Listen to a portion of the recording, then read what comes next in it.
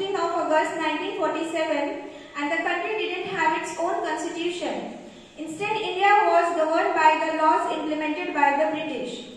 However, after many deliberations and amendments, a committee headed by Dr. Bhim Rao Ambedkar submitted a draft of Indian Constitution which was adopted on 26 November 1949 and officially came into effect on 26 January 1950. As a tribute to India, Republic Day parades take place at the Rajpath. The celebration begins from the gate of Rashtrapati Bhavan, followed by Rashina Hills on the Rajpath. Past the India Gate is the main attraction on Republic Day. Every year, as a part of celebration, India has been hosting guests of honor that could be head of the state or government of the countries. The flag hosting ceremony at the Rajpath in the national capital takes place mostly at 8 am, which is followed by a Republic Day speech by the President and Republic Day parade. Republic Day march is considered to be an eye-catching element of the festival and it showcases Indian culture and social heritage.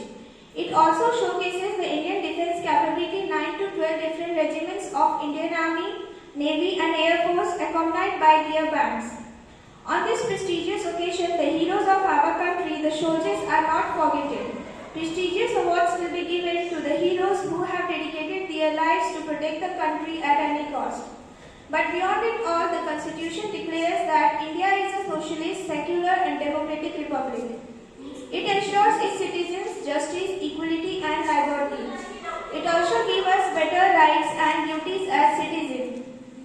On this Republic Day, I hope that no matter who we are, rich or poor, a powerful politician or a regular citizen, we continue to respect these basic principles and values given to us by our amazing Constitution, so that we move forward and continue to build this nation. We do not leave behind the foundation on which our country is built. I want to end this speech by saying that India is a democratic country. The citizens living in a democratic country enjoy the privilege to elect their leader to lead the country.